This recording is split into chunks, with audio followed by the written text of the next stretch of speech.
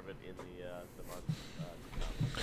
Thanks. All right. Sucker Punch for giving the call so early. I'm back. Thank you. I am. Thanks very much, guys. I'm finally on summer vacation, and we are about to watch Jason Blundell talk about Black Ops 4 Zombies at E3. It's gonna be amazing. I was like, why not live stream it? You know. I'm finally on summer vacation. I was like, I had to live stream it. I can't wait for Black Ops 4 Zombies, man. And tonight I'll be actually doing a live stream on a game, so you gotta stay tuned for that.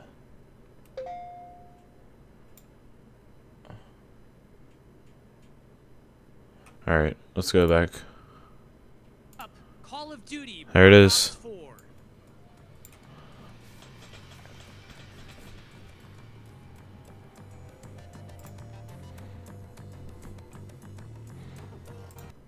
Call of Duty Black Ops 4.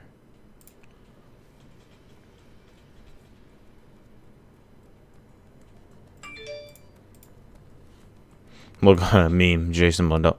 Call of Duty Black Ops 4.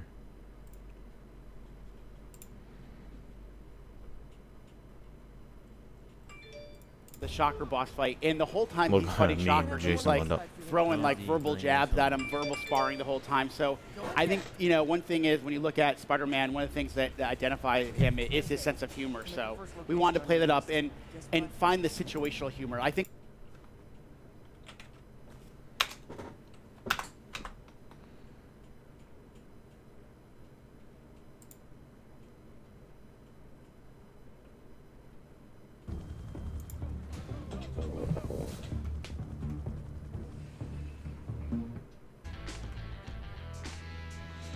Oh gosh, I can't find it. I know JC's live streaming it. I'm just gonna put hype in the chat. Hype! So he's on Game Slice. Hold on, guys. Game Slice. Yeah, I know, James. I'm Slice too. Okay, there we go. Ooh, there we go, guys. My man Jason Blundell's coming on stage to talk about this beautiful game, and I cannot wait. Whoops. You guys just got some ear rape. Sorry. Oh, an ad. My favorite.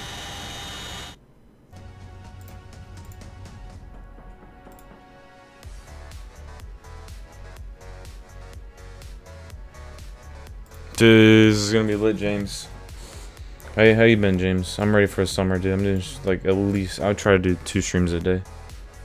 So I'll try to. That'd be pretty lit if I can. You know, 2 streams a day would be pretty nice.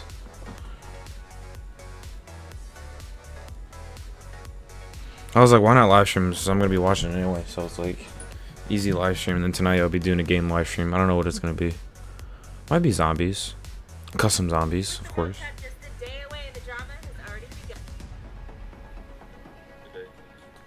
So I'll try to. That'd be pretty lit if I can. You know. Does it need? All right. Does this need to go higher? There you go. Oh, I pushed pause. Whoops. Refresh. I'm sorry. And another ad. Here we go, baby.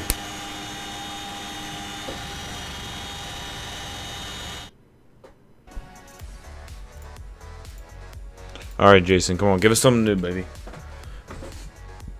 I just turned it up a little, guys. Come on, Jason. You know you want to.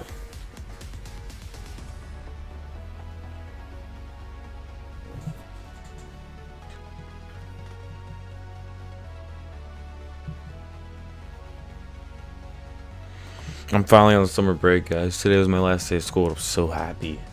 Actually do something with YouTube now. No, I just turned it up a little, guys. Come on.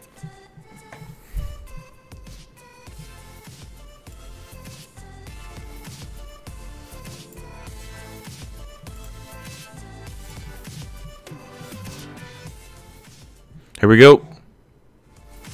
Or not. Get my neck. Welcome back to the Coliseum. There we go.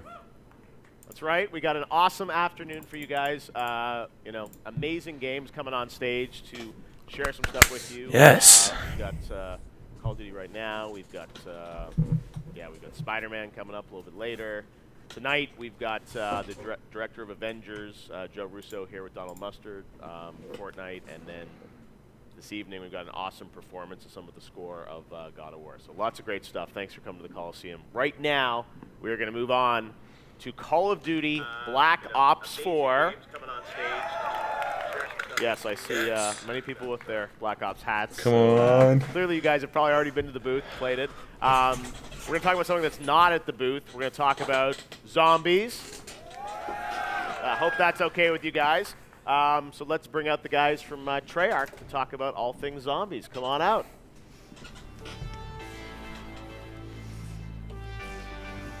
There he is, baby. Jason! There he is. Adam! Hey guys. And Brian.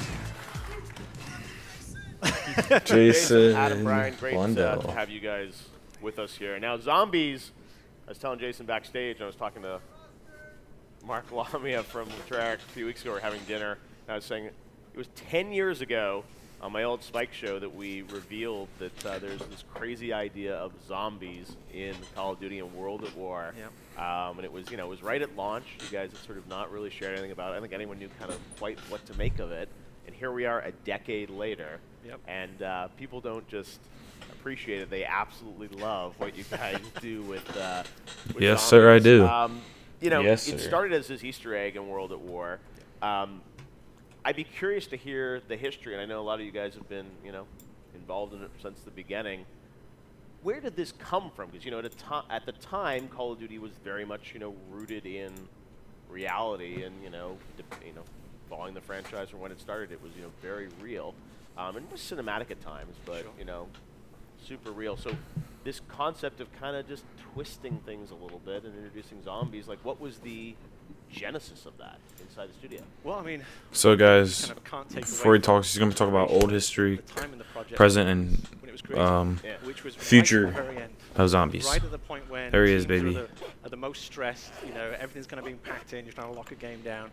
And so subsequently, there's so many different stories about where it kind of came from, because all Yeah. the different voices. Everyone's and the kind taking credit, in other words. Yeah. But what I can say, and again, you know, holding the torch for it at the moment, Yeah. part of my job was to go back and kind of talk to people and look at stuff and find out Yeah. different opinions on it. It came from the design department. Okay. And that idea was floated, and then different groups in the studio kind of came together and started adding stuff. You know, Was it like sound. let's put zombies in the game, or let's come up with a different game mode, or? To my understanding, it was, you know, looking at the assets they had. Yeah. I think it was Peleliu. I think it was an explosion with these kind of soldiers stumbling around the place, and the comment was they look like zombies. Yeah. You know, so it's like use that animation, kind of bring that in, and then kind of different groups, different areas. You know, be it sound Yeah, or I'll animation. never forget, you know, 2 o'clock in the morning when I got a request for zombie sounds. I'm like, wait, what? We're making Call of Duty, but Wow. you know, it's just grown and turned into something so special for, especially for us. Yeah. And that's why it was, you know, and because of that way that it was created, that's why it's something that we're very proud of, which was Right. different people just coming together and making something, you know, just adding the different kind of talents, the different kind of groups. It was something that at the time lots of people said we shouldn't do. Right. And I wasn't actually on the project at that point in time, but I would have said that as well. Well, no, Because it's, when no, you- and it's just so different. And you know, you said it's one thing to have, you know, an Easter egg, right, or a zombie that shows up in a level or something. But this was, you know, like a new game mode. That the idea of waves, of sort of, you know, that whole. Yeah, I mean, Adam, you were obviously involved in, you know, animation and thinking about, you know, Yeah. what this was going to be. But the game mode and that concept of these waves, like, where did that come from? It was, so as it's been told to me, it was that idea of kind of tower defense. Yeah. The idea of tower Right. defense games were very That's true, popular I think you're on, right, I do remember that, on, yeah. on Flash games at the Yep, time. exactly. Desktop And, tower defense, and that's yeah. where, you know, being able to kind of jump in there and then use 3D assets and a first-person experience for tower defense was very Yeah. novel. Yeah. And, you know, the big kind of love of zombies hadn't really caught steam, so we were one of the first to be there, Yeah. you know, doing the kind of zombie material. But it was so out of left field that Yeah. the part of the conversation with Activision was, okay, you can put it in, but we're not going to promote this, we're not going to talk about this with Oh, yeah. anyone. And I think, to be honest, part of its success was due to that. Yep. Because then it became the kind of people's game. It was the people's mode. No, rather than if we'd promoted it and marketed I it. remember it because we were doing an episode of a TV show, and it was, I think it was like the week before launch or something, and then we just sort of hinted at this other thing, and I think everyone online was like, what are they talking about? Because you're right, it was pretty hidden. Like, how, was it close to not happening? Absolutely. I mean, there was, Yeah. we had to put it in front of certain Activision executives. And it was Unnamed done Activision It was done in a kind of closed room. I mean, I've told this story before, but it's put in this kind of closed room where we'd bring an executive in, say, okay, play this, and then, we don't need to do this, you can walk away. Right. And then we'd get emails back that would say, I got to round 20. Right.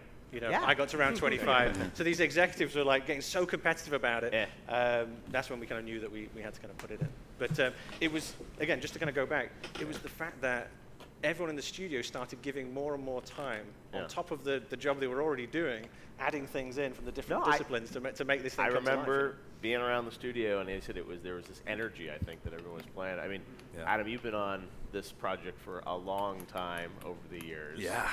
Was there, I mean, I assume it created an energy that was just so different. And, again, this was Call of Duty, after many years of making, amazing games, but, it's like, which war do you depict next? How do you sort of, and it was a freshness, I guess, right? Absolutely. Even now, we have a lot of fun telling these new kinds of stories, new approach on telling stories. It's not your typical linear, here's a story, now go play. We like to set it up, show some things and not show other things, but it's how you experience the game, and you go in there and listen to the players talking, and the story unfolds that way. So it allowed us to kind of explore different ways of telling stories and developing characters and building worlds. Yep. Absolutely. And from an audio perspective, I imagine, Brian, you've been such a key part of the franchise over all these years. But for you and your guys, I imagine it allows you to flex a completely different muscle. We started, Call of Duty is all about being as real as possible. So everything needs to be realistic and grounded. And every gun requires sound. Everything, right? And then when the zombie thing happened, it was like, oh, this is new. This is something completely different. And creatively, just the mindset you have to to even work on it is completely different. And so it was really refreshing, and it completely energized my entire team. Well, and as you said, it really is one where you can brainstorm, right? And I think, like, when you make a traditional Call of Duty, it's kind of like, all right, here's our period and our setting, and, there's within limits you can sort of do things. Where zombies, I imagine you sort of have a blank slate in terms of where you're going to do, what it's going to be every year. And, sometimes I know it'll tie to the sort of fiction or time period of some of the games. Other times it's just, completely divorced. Well, when it was first created, the characters didn't have any voices. They were, and so the community kind of took it upon themselves to find the story in it, even though there was very kind of bare bones of what was there. They would start writing the story, and then it was only a little bit later that the audio department primarily started writing as well, writing the kind of narrative of what was kind of going on. Yeah, I mean, really early F and lit, Call of Duty is saved. Yes, it is. And then we tried to. I don't know if they're gonna show new stuff, but it says they're gonna talk about past zombies, kind of a bland set of characters. But the problem was present zombies and future zombies. So we'll see. Very similar actors reading a very similar script. So one of the guys at some point said, "Hey, if we make characters, all the characters, who better?" And that's where the original characters from Shi No Numa came from. Yeah, because I mean, you said the mode has definitely evolved. I mean, we'll get to Black Ops 4, but it's just sort of like, I don't know how you guys come up with this stuff. You've gotten even more sort of, brainstorming in terms of where these things have gone. But tell us about, the evolution, because, still those waves of zombies, that's part of it. But then, the idea of, you said, introducing, characters.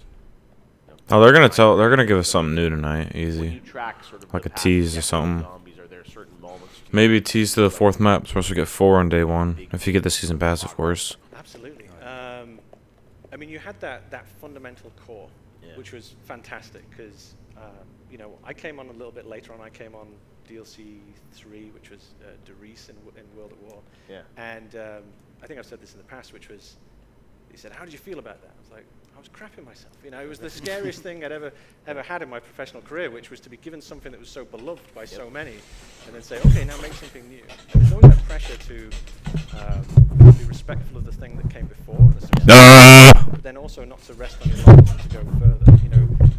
Zombies very much has a rock and roll, anti-authority streak straight through it. When you hear the this mode.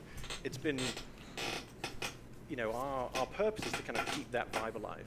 Yeah. And so that means kind of pushing things, testing things, taking that idea that comes at the last second and running with it. And I feel very passionate about that's how we keep zombies fresh and how we keep it new. But you can't just kind of do that and just be pulling it out of the air every 5 seconds. So it's that combination of the rebel kind of craziness combined with a structure that you need to make sure that these professionals also can then take that and build a coherent world, right? So that's the thing that we've kept on going as we've kind of gone forward. So it's, you know, introduce new maps, introduce new ideas, take something that everyone would say is sacrosanct and say, okay, let's put that on one side for a moment, or let's take something that you all assume is absolutely solid and change it. No, that was always, you know, when you do DLC map packs, and I was like, that's cool for new maps, but then when you would always talk about zombies, it would just be themed in such an interesting, different way, you just immediately be like, it feels like a new game, right? And there was that freshness that I think excited a lot of the fans, that you guys were just doing something completely out there. Well, and it's a hard thing, right? Because the fans, you guys, would say... they're right here. would say, you know, this is something which, you know, okay, it needs to go here next. Yeah. And there's that kind of pressure, which is, okay, delivering for the fans to keep them happy, but also sometimes taking that left turn is what they need also. So that's the delicate balance between, you know, not just trolling, but also looking to looking to kind of change it, because that's how you, you know, reinvent it for a new generation. No, and that's part of the thing I think is the, you know, continuity, because you guys have definitely gone in a bunch of different directions with it, and it's fresh, but also, as you said, people have favorites, like what happened to these characters, or, you know, go back to this setting. Adam, from, you know, your perspective in the animation team, I imagine, you know, whenever these ideas get dreamed up, it allows you guys to sort of think of completely different environments. I mean, is that sort of the zombies what everyone wants to work on, because it's so I do. I love it. And what's fun for me is right next door is Craig's office. Yeah. So when Jason and Craig come out of there full of energy, I'm like, all right, what are we doing? Let us know. Come on. And then as soon as he tells us, the animation team, we just love to go and just start to create, come up with ideas, talk with Jason, try to refine these ideas, and we're just so full of energy and excitement because it's so fantastical and full of wonder, and we get to try new techniques and new approaches to storytelling. It's just, it's a blast. And audio-wise, as Jason said, very much, you know, kind of rock and roll, anti-establishment, so allows you guys to definitely flex a very different muscle too. Yeah, absolutely. I mean, there's just so many varied experiences across all of our maps going back to the beginning, and it's always this new challenge. Like, how are we going to do the moon, right? There's no sound there. So it's creatively really empowering to work on. Yeah. Are there any ideas that you sort of prototype or concepts that you sort of go down the path and you're like, yeah, this isn't working, or too far? I mean, I'm sure you put it back on the shelf, but are there sort of the lost zombies, you know? Yeah, I mean, so zombies, you know, coming from the beginning, right? Zombies comes from the spare bits left over. Yeah. Right? And so that's always been in our kind of DNA when we look at zombies. So if we try and do something, and maybe it doesn't work out this project, it gets put aside and then comes back. You know, there's 9. There was a DLC for World at War that never made it. Well, you know, you look at the kind of maps in Black Ops 1, and that was the leftover bits from the DLC 4 that was never made. So sometimes we'll try an idea, sometimes it doesn't come through. Or more the case nowadays is that we'll have more ideas than we can actually execute in the time period. So we just say, okay, let's hold them, and then let's come back to them a little bit later on. A lot of great ideas. Yeah. Well, yeah, and there have been some insane, you know, maps over the years, the moon, I mean, other crazy things. Do you guys have any favorites out of the 10 years of ones that you sort of personally, speak to personally, you guys? Shinonuma for me, just because it was the Ultimus crew, and we introduced them for the first time. And if you look back, I think that map's a little underrated. It actually plays really well, but also a lot. That map is underrated. I agree with you 100%. So I look back, I got excited when we remastered it recently. So I'm like, I get to go back to the beginning of the characters here, which is cool. Yeah, I agree. The audio on that just blew my mind. Like, I loved Zombies before that, but I remember playing in that hut where you start off and you're looking out the windows and you could just hear the zombies creeping up. It's it drew me in. I love that map. Yeah. I'm biased, so I'm going to say Mob of the Dead. Yeah. You're into that. That's a shameless plug for Blood of the Dead right there. But Mob of the Dead, baby. It was, and again, one of those maps where we get to take a left turn and try something different. Yeah. And every time you do that, you never know what's going to kind of stick and what's going to work. And I just felt really happy that we got the vibe, and it was one of the first ones where we all went out on location. So we all went down to San Francisco and recorded and captured all the textures and all this kind of fun stuff. So I felt like all the components were working in kind of tandem and kind of telling that story. The movie was a lot of fun to make too. Yeah, the movie as well. Yeah. Oh, I mean, black and white, and a lot of fun. So that's why I just think it's such a white space that you guys just every year get to kind of come up, or every 3 years. It's going so crazy. Oh, I guess with DLCs you do. It's like, let's do Stalingrad, but let's put a huge dragon in there while we're at it. Or let's do World War I with massive robots. All fits in the picture. I mean, is there we should talk a bit about the canon of zombies. You push in so many different directions. I mean, is there the official lore? I mean, how much do you track in terms of There is the official lore. There is the official timeline that we released when we did Chronicles. So we put the huge timeline out, and that was a trip. So we had it all being kind of logged in a kind of roundabout way, a napkin here or a Post-it note there, and I popped into the narrative team and said, "Hey guys, just got a little bit of a weekend task for you. Exactly. Make this all work. Can you just write down the entire storyline in one coherent way?" And I think it was like 2.5 months later to actually correlate it all and bring it all together. So yes, there's an official. It all works somehow. It all works, but here's the thing: in the same way in the cinematics or in the audio, sometimes it's not just the things that you tell, but the things that you don't tell. Right.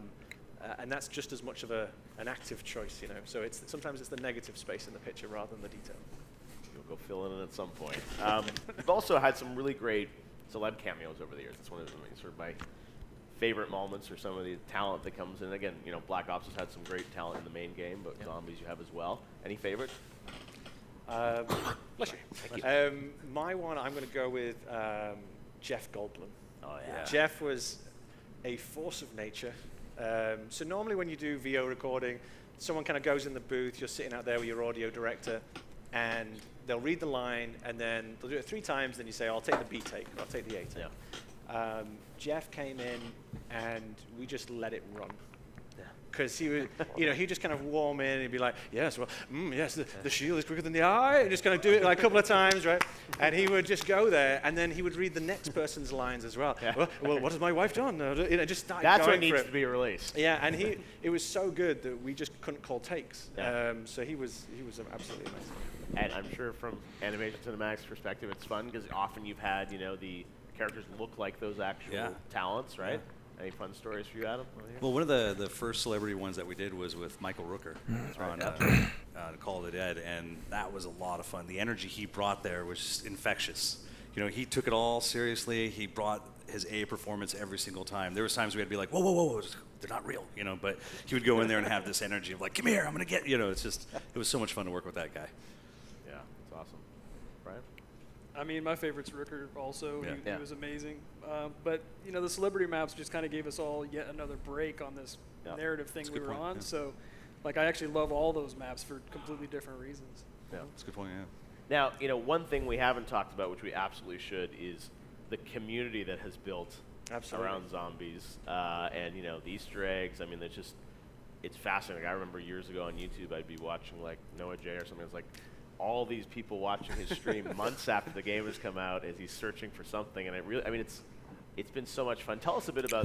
He mentioned Noah J. Noah J is probably happening. Today at E3. Noah J is happy about they are that. So passionate about this mode, and tell me sort of about the evolution of that and how many people are watching. The fun sort of relationship that Treyarch has with the community. Yeah, well, I Noah J. Their passion is what inspires us to do the best work of our career. Absolutely. It's the fact that they're so into it. That drives us. It sounds cliche, but it truly is, because we feel this expectation. When we see that kind of passion, we see that level of engagement. It's like, okay, how do we go further? How do we make them something they're not expecting? And those early days, a lot of those fan theories and a lot of that conversation is what got folded straight back into the storyline, right? No, absolutely. I mean, the very first Easter egg was a hidden song written by Kevin Sherwood, who works for Treyarch. And we hid it in Varuk because we made it, and it was like, oh, this is actually a pretty cool song. What can we use it for? Well, let's just put it as an Easter egg in Varuk and see how long it takes people to find it. It was like an hour. But that was really inspiring. It's like, oh, people were into that. They should hide more stuff. And so it's kind of how, that's why we even call the quest line Easter eggs still, even though it's no longer really an Easter egg. But yeah, it's really cool watching the community discuss all these things. And you know, early on, websites are springing up, and now there's YouTubers everywhere. It's just amazing to be a part of. Yeah. We've learned not to say this one will take ages. Because every time we say anything like that or indicate that, oh, this is a big one, they've got it in 24 hours. But I mean, tell me about that sort of, you know, the...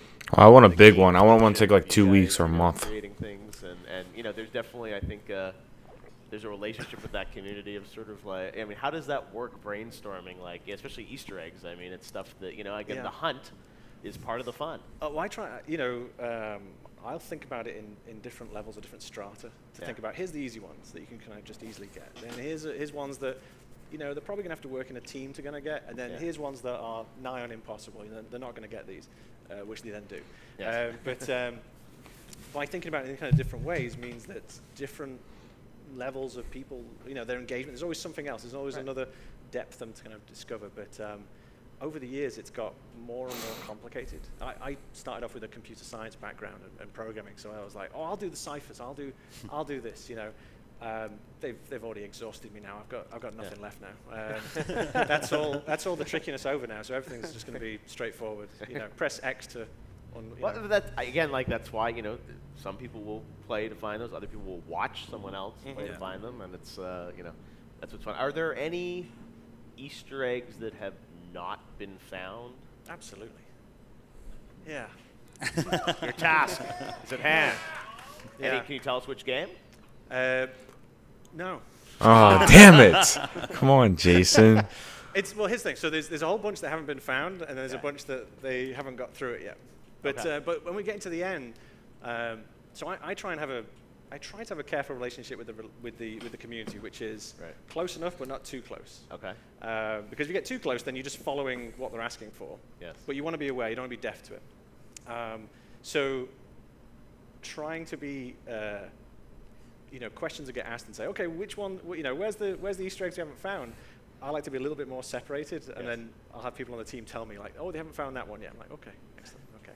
But I mean, I'm just curious, like, are there dozens of things out there still, or I mean, what's on the different ones? There's, you know, as little as kind of like a handful up to a couple of handfuls. So vague. So a handful. So 5, at least 5. I didn't say how amputated the hand was. But it's part of my stick now is to give nondescript answers. Jason. But that's part of the fun. Now, you know, when you go into something like Black Ops 4, how, you know, the Easter egg, how big of a conversation is it about, you know, how convoluted ARG-like these things are going to be? It's a combination, right? So we'll engage with different departments, different groups, and talk about where we're hiding things. You know, especially now that we're telling a new story. We've got a brand new story now in Black Ops 4. When we get to the end of the previous story, we were putting more things in ciphers, making it a lot harder because each one could give so much gold, even a small amount. But when you go to a new story, then it's almost like a rewinding the mentality back to the beginning, where it's a bit more overt about the story because you want to get people vested and into what's going on, all this kind of stuff. So the mentality has changed as well. While something like you know, a Blood of the Dead, so forth, you know, you can go a little bit more hardcore because you know there's fans who will be really wanting to know the smallest little bit. So so kind of combining it and talking about different techniques, whether it be in an animation or be it a sound Easter egg. And sound, you know, being there from the very beginning, has a very special place in my heart, the kind of sound Easter eggs or the audio ones, because that's where they first came from. Those ideas, those recordings, you know, hidden, that you press X on something that we wouldn't tell you, and then some audio log would play. Going into the new story, I like the idea that we kind of roll back to that mentality again. Yeah, no, it's amazing what you guys have built over the years. Black Ops 4, let's talk a bit about that, because the big reveal on May 17th, you definitely revealed a lot earlier than I think you ever have, right? On Zombies. I mean, it was a massive reveal of all the modes of Black Ops 4. But tell me, you know, the team approaching this, you know, 3-year dev cycle.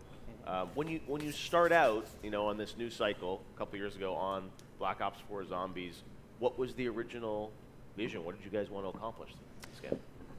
I think the big thing that we were going after was starting a new story. Yeah. We've been telling the previous story for 10 years, and there was so much creativity in the team. And we've been blessed with the large majority of the team who are here today were there 10 years ago.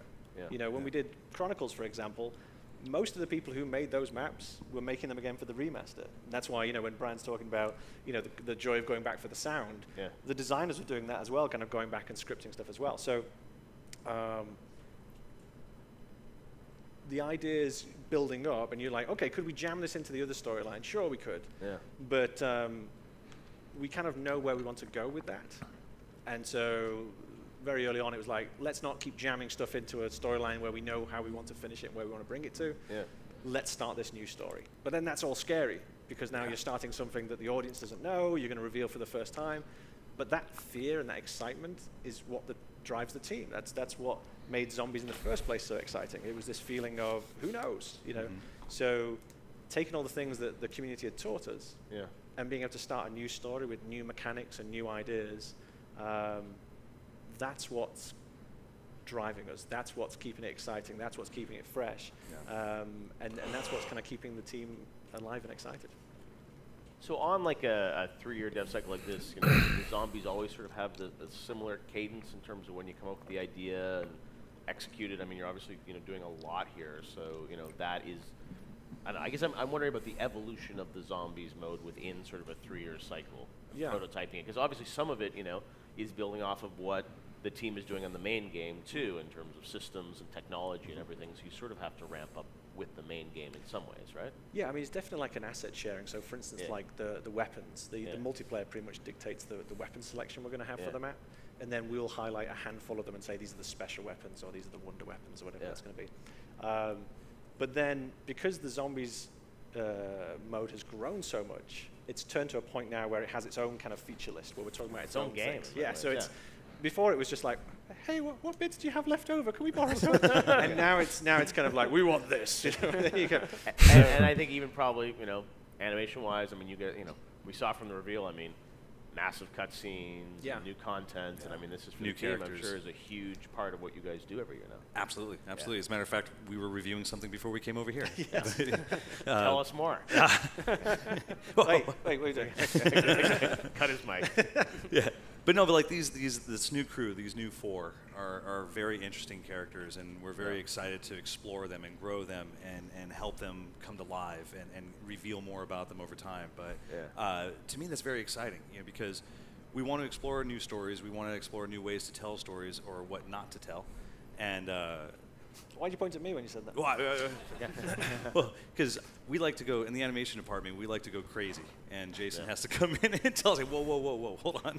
I killed the fun. That's what he's saying. No, not at all. No. The collaboration is great, but, us as animators love to just see how far we can take that. And then working with Jason and other departments, we start to wrangle that in, even complementing it with the music. We partner up very early on. And how do these scenes and the audio work together? I mean, it's a real collaborative effort, and through that, it makes it a lot of fun, and we're all working together and getting the different departments and disciplines talking about things. Like, there's things that the audio guys have brought up that I thought, wow, that's a really great idea, and we would incorporate into our scenes and just keep growing the ideas together. It's really a lot of fun. Yeah, wow. like the music videos, right? That was something, the hidden track in the beginning. When we got a little bit later on, we were like, okay, what can we do with this? Let's do music videos now. Let's tell stories now Exactly right. with the music. The one was the first music video too. It was based on that, right? Right. So that idea of like, okay, let's take the lyrics, and then the imagery that we marry with it can then tell the community new things, right? All the way to the point where you get to, where are we going, right? Where we were like selling this kind of creepy vibe and a very different song, very different kind of performance. So. Again, using the kind of different disciplines, different groups to tell stories, and that's really the kind of key to it. And like I was saying earlier, what I like about it too, it's our stories aren't just about the movies anymore. It's about how much you want to engage with the story. The more you interact with it and hearing the characters talking to each other, like, what did they just say? And depending on what your combo is, you get more information. And I really love help developing that and working that story out. I think what's cool about it is if you want the story, you have to go find it. Yeah. And if you just want to slay the undead, it's Yep. all there for you. Mm-hmm. You know. And now, you know, so much variety too, right? 3 adventures on launch day. Yep. You know, crazy things like Voyage of Despair. I mean, it's like, I'm sure, as you said, there's stuff not on the cutting room floor. It just gets pushed off to, you know, the DLCs or things like that. How did the campaigns that you are shipping with, tell us a bit about why you decided to push forward with those for launch? I can't really. So when you're starting a new story off, and this kind of goes to the question that I might not have fully answered before from you, which is, you know, in the early days, it was, okay, here's an idea, and then, okay, we got this level, let's put another idea here. And as we got further and further along, we had to plan a little bit further out, a little bit more, you know, further out. And you get to this situation now where, when you're starting a new crew, for its success, you need to really kind of think it all the way down the line. But then also, for people who are driven by narrative and our kind of storytelling, it's also important not to tell it in order, but for it not to be timey-wimey for the sake of it, if you will. Yeah. So Voyage and 9 are 2 key points in the storyline that will be told. Okay. But I'm not saying necessarily where they are in that storyline. So, but it is, so it sounds there is interconnectedness. Absolutely. Okay. Yeah. But that's the, you know, that's the part that we also want the fans to kind of investigate. So as they're playing, you know, when they're saying about, you're not going to get the same line every single time, whoever's next to each other, that's going to allow them to start kind of connecting those threads. You know, the timeline coming out in Chronicles was appropriate because everyone had been through that stuff. Yeah. This one, I would put the challenge out to the community to start making the timeline before I have to. You got to give more, though. You also announced you're doing a 4th... Yes, come on. Tell me. Right? Yes. Yes. All Come right. on. Get Tell some me. questions you guys want to hear. Tell me something. So Come on. break it down. What can you tell us? I tell you. Unclassified at the Coliseum. The clues in the title. Come on. Well, it's going to be based in the Pentagon. Okay. And it's This guy just gave him a shake. Was that what your guess? Okay, there's a bet. What was the bet? Which crew then? No. It's on 5. 5. Okay, let me tell you this way. Okay. So it's the original crew. Wow. So it's the Ultimus gang. Oh gosh. So Black Ops 4 is going to have our Primus crew in there, and then also our Ultimus crew and our new gang as well. Wow. So all right, Jason. Yes. That's gonna set up. Give us a teaser. Some of the craziness that we saw in 5. You know, why did that happen? How did they get there? All that kind of good stuff. Let's go, dude. It's a wonderful style. We're kind of approaching it in a very unique way artistically. Oh, wow. Okay. But it also kind of folds into all those kind of mechanisms that we talked about on the reveal, so the kind of custom mutations and so forth. All that stuff then works as well. So every map that we're doing all works with the challenger system and so forth. So not only is it a kind of brand new take on that part of the storyline, and obviously a joy to go back and update it and modernize it, but it's a new part in the story also. I mean, it's just it's insane how much stuff has to interconnect and all be sort of planned together. I mean, when you and this is being developed alongside the 3 that'll come out at launch. Yeah, the whole team is busying away right now.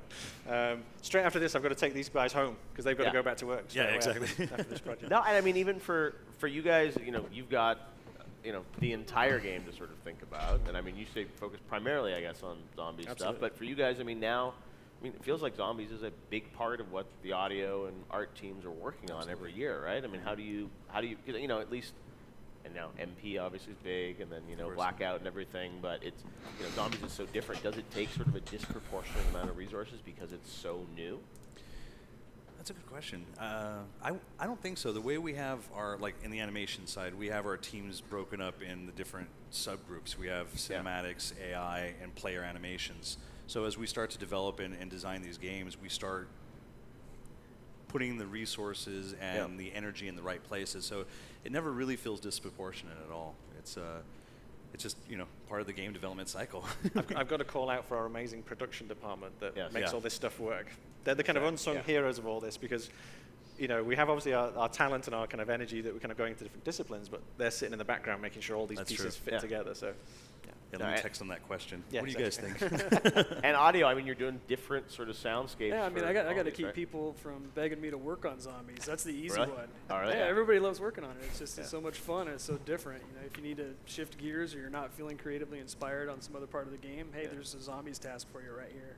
Well, that's a good point because I imagine even for the team, you know, working on the same style of game for so many years, it's Yep. like, you know, to have this fresh creative palette with zombies every year, I think it feels like a new game. I mean, when you see those trailers for the initial 3 campaigns, it's kind of like It's fresh every wow, map. Exactly. It's every map. Every new yeah. map that comes out, we're like, Yeah. what are we doing now? All right. What's it going to be? And in many ways, you can do whatever you want because I feel like now time period setting, it's like there is there anything that you guys have proposed that you're like, no, this is too crazy? Like it just doesn't work? nope. It's I mean that's what makes it fun, right? Yeah. You know, and there's very few times in a person's career where you have that opportunity. Yeah. You know, as game professionals, our job is to make the project work and make it to the best of our ability. When you have Dude, 4 maps on projects release. so Holy open-ended and crap. supported by the fans so That's lovely, if you get it the gives us bundle. You have to get the freedom bundle to get this extra things map. go to new places, and that 5 keeps us remastered, alive dude. and fresh Oof. with the kind of creativity, and hopefully, you know, they feel that. You know, the community feels it. You know, I've said before, which is hopefully when you're playing zombies, you can feel every discipline's love for the mode itself Yeah. coming through. I'm a bit passion, hippie. I'm a bit hippie in that way. I feel like if people are loving what they're doing, then you feel it on the receiving end. So that's what we endeavor to do on zombies all the time. Well, speaking of the community, I know we've got I think we've got a video question from a Facebook fan over at the E3 Hall that wanted to ask you something about that. So we want to take a look now at the video question from a fan on Facebook. So my question is basically, will any of the previous Zombies lore tie in to the new game? Any of the story continuation or even references to the existing lore, since it was such a great story? A wonderful question. Yes, that'll be tied into Blood of the Dead. Okay. That's So right, Blood of the Dead carries on that story. That Yeah. was easy. I got away with that one. Expecting I thought that was gonna be a hard with one. a whole map of theories, and like asking you to confirm X, Y, and Z on the timeline. Yeah. Yeah, Blood is. I won't say anything more on where that fits in, but Yeah. it's. Yes, it is carrying on that story. Yeah. Awesome. All right. I think we have another one. Second question. From a fan over at the convention center. Hi, I was wondering if you ever see yourself introducing zombies into the Battle Royale mode as something that might distinguish you from other games that are coming out with Battle Royale modes. All right, get some blackout scoop. Here we go. Don't tell Vaughn. Oof. I would. I'm going to use my catch-all answer, which is never say never. Yes. There you I go. mean, when Vaughn, when they revealed Vaughn, I mean, he was sort of saying pretty much everything in the world of Black Ops somehow will factor into Well, yeah, I this mean, the somehow, kind of, right? you know, obviously our characters, and we showed that on our reveal. Yeah. You know, locations may also make an appearance there. So there's already kind of a certain level of it, but you know, who knows how that goes, right? Are you, I mean, how involved are you in sort of, I mean, Blackout? Like, obviously, you've got a lot to do, but that's something that... We're actually staying focused all on our Okay. dedicated zombie side. We have dedicated teams for each one of these things. Yeah. So the maps we're doing for launch, which obviously there's 4 maps there, you know, plus a DLC season coming down the road. We got more than enough to focus on in that. There's a lot there. Yeah. Now, I'm sure, you know, everyone's wondering when we're going to get more on this. It was cool, you know, in May to get details on these campaigns earlier than ever before. Traditionally, I think you guys have held for kind of Comic-Con or summertime to sort of start to share about zombies or later. Yeah, forget what you know. What, That's my marketing line. Any teases you can sort of tell us about, you know, when we'll hear more or the next sort of phase of information on zombies? So the next time we'll be talking, it will be at Comic-Con. Okay. So we're going to go to Comic-Con, be chatting there. Yeah. But because we knew you were going to come along today and have the chat with you, there's a couple extra little things that I thought I'd talk about. You guys do that? Come on, Jason. Pace or stick Come on. around until the end of the panel. So we talked about maps, and we mentioned that, and obviously introduced a new storyline, and we talked about, I think, custom mutations. We talked about that a little bit. I thought I'd mention a couple of new mechanics or twists on mechanics that the Tell us audience more. might find interesting. So for the first time, we're going to give a choice for your starting weapon. So you get to select your starting weapon before you start the map. You'll also be able to select your own special equipment as well to kind of go into the map before you start. For everything. For everything. And then you'll also be able to select your special weapon, which you'll be able to upgrade and move through as you're kind of playing the game. And then as a final point, Yes.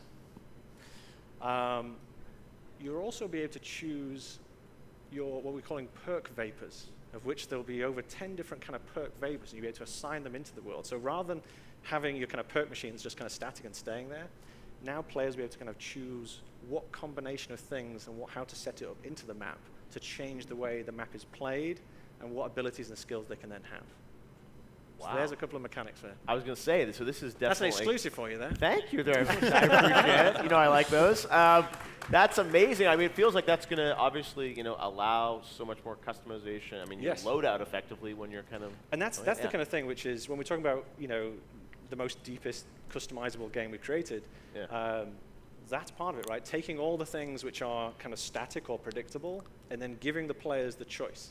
So not only the choice for me as an individual, but if we're playing together, what's the combination of things that we're taking? And that's part of the strategy you're taking to defeat a map or get an advantage on a map as well. Come on, they don't have a trailer for 5 All right, you guys remastered. into that? All right, well, we will see more, it sounds like, at Comic-Con about that. And got to say, an incredible reveal for Black Ops 4. I know how hard everyone at Treyarch worked to, put all that content together, an hour of stuff. And, we don't even know that much about Blackout yet. I saw Vaughn and Bunting the other day on the YouTube show, and they're like, no more hints. But I think they talked about ballistics of weapons and how, but that was about all we got. So it's amazing to see what you guys are putting together, and we can't wait to see more and play it this October. Give it up to the guys from Treyarch. Thank you. Black Ops 4. Awesome. Thanks, guys. We'll be right back. Check. Good stuff. It's amazing. Thank you. Adam, thanks, man. Brian, good to see you. Damn, we didn't get a trailer. I think No. we need to look differently. Also, we're seeing some real progress being made. Thank you. I'll see you guys tonight. We'll be streaming tonight, of course. Custom Zombies. I'll see you guys From Horizon Zero Dawn, tonight. Make sure you tune in. really see